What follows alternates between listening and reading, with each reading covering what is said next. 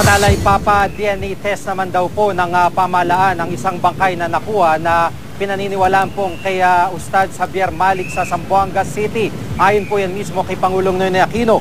Di tulad kasi ng ibang labi ay magkakatabi lang sa isang kwarto matapos ang bakbakan sa Zamboanga, binalutan ng naturang bangkay at nilagyan ng koran at pistol.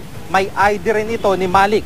Samantala, hindi pa napagpapasya ng Pangulo ang reward money para sa ikadarakip ni MNLF Founding Chairman Nur Miswari. May impormasyon na raw sila kung nasaan si Miswari pero pinag-aaralan pa kung paano siya arestuin nang hindi mauwi sa gulo.